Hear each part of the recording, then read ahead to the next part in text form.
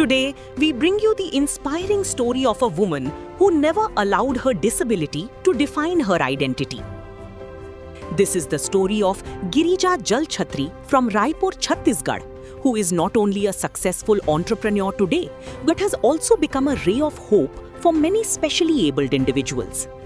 Her small tea stall, the Tea Express, located near the District and Sessions Court in Raipur, is much more than just a place that serves tea. It stands as a symbol of dignity, hard work, and self-reliance. What makes it even more special is that most of the people working at the stall are specially abled. But her journey was far from easy. Girija says there was a time when she had no confidence in herself. She believed that specially abled people could never achieve anything significant in life. She constantly feared that people would laugh at her or make fun of her, and those fears kept her dreams confined for years. Then life took a new turn. By pursuing a computer course at the Women's Polytechnic College in Bairon Bazar, she met other specially abled individuals. Seeing them pursue their goals gave her the confidence she had been missing. For the first time, she realized that if others could move forward despite their challenges, so could she. That was the turning point in her life. She later joined the Samarth Charitable Trust, where she began helping specially abled people access government welfare schemes and employment opportunities. Slowly, her dream grew bigger. Today, her team has 10 members, including 8 specially abled employees, while 2 others work alongside them with equal dedication. Today, the Tea Express serves much more than tea. It serves a powerful message to society. A person's true identity is not defined by physical limitations, but by courage, confidence, and determination. Girija Jalchhatri's journey reminds us that disability may affect the body, but when the spirit remains strong, no destination is beyond reach. मैं शांति नगर में रहती हूँ और 40% मेरा disability है, 1% दिव्यांग हूँ मैं।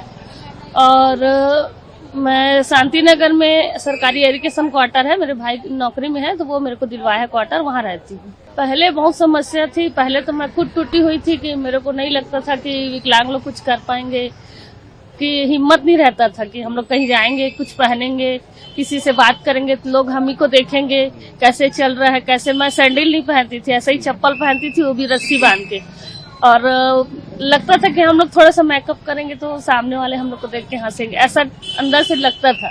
फिर उसके बाद महिला पॉलिटेक्निक बैरन बाजार में मैं 3 महीना का कंप्यूटर ट्रेनिंग करने गई, तो वहाँ देखी कि मेरे से भी ज्यादा डिसेबल पर्सन लोग, लड़कियां लड़के सब बहुत अच्छे से एंजॉय करते थे, यानी कि लाइफ को जीते थे।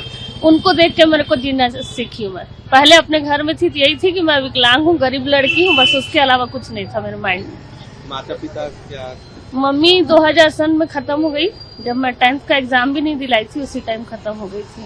उनका तबीयत बहुत खराब था, 6 महीने तक इलाज वगैरह, और उस समय हमारी स्थिति थोड़ी अच्छी नहीं थी तो उतना ज्यादा हम लोग ट्रीटमेंट भी नहीं करा पाए, तो उनकी डेथ हो। पापा अभी 2010 में खत्म हुए। ये मैं समर्थ चैरिटेबल ट्रस्ट में जुड़ के वहाँ जॉब कर रही थी, उसमें सामाजिक समावेशीकरण करके एक कार्यक्रम चल रहा था, उसमें मैं कोऑर्डिनेटर बेस में काम कर रही थी। धरसीवां ब्लॉक का जितना भी ग्रामीण क्षेत्र था उसी के अंदर में हम लोग को काम करना था। उसमें ये था कि पूरे डिसेबल पर्सन को आजीविका से जोड़ना, और उनको गवर्नमेंट की जो योजना है जो उनको मालूम नहीं है, जैसे कई लोग को क्या पता नहीं रहता, मेडिकल बनता है, राशन कार्ड बनता है, बहुत सारी योजनाओं के बारे में उनको जानकारी नहीं रहती, उनके बारे में जानकारी देने का हमारा मेन उद्देश्य था। तो उसी के तहत हम लोग समर्थ के साथ जुड़ के काम किए हैं। उसी दौरान हम लोग विकलांगों साथियों को, महिलाओं को समूह बनाए, फिर उनको सेल्फ हेल्प ग्रुप से जोड़ के उनको बचत करना सिखाए। उसके बाद समर्थ चैरिटेबल ट्रस्ट की तरफ से ही हमको उन लोगों को आजीविका का ट्रेनिंग दिया गया। यहाँ हम लोग टोटल 10 लोग हैं, इसमें 2 सामान्य हैं, बाकी सब डिसेबल हैं।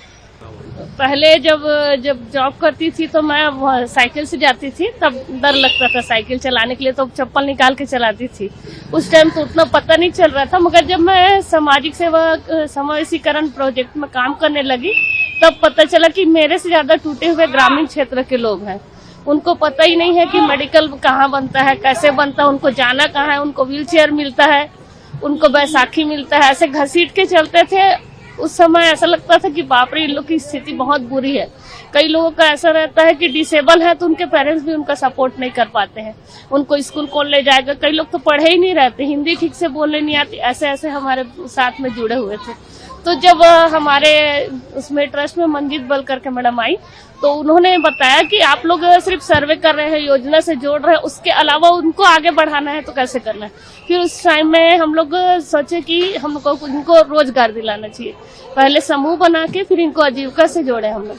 तो उसके लिए हमको साबुन, फिनाइल, निरमा बनाने का, ज्वेलरी बनाने का ट्रेनिंग दिया गया। अभी ये क्या क्या काम करते हैं आप? इसमें हम लोग नाश्ता बनाते हैं और चाय बनाते हैं, छत्तीसगढ़ी डिश बनाते हैं, फरा, चौसेला और भजिया, मिर्ची भजिया बना के सेल करते हैं। पहले हम लोग जब स्टॉल लगाते थे, जैसे 6 महीने में स्टॉल लगाना है, और जैसे राज्य उत्सव हो गया, कोई मेला लगता था गोडवाना, बस उसी में हम लोग ज्वेलरी बना के, फिनाइल बना के सेल करते थे। जब से ये होटल हम लोग को मिला है तो सबका डेली का इनकम हो गया है। अपना जैसे कुछ भी हमको मोबाइल रिचार्ज करने के लिए भी घर के पेरेंट्स के ऊपर रहना पड़ता था, कुछ कपड़ा खरीदना है तो कहीं जाना है, घूमने जाना है, तो पूरा पेरेंट्स के ऊपर डिपेंड रहते थे सारे डिसेबल। अब यहाँ आने के बाद में अपना पूरा सेल्फ खर्चा लोग खुद कर लेते हैं।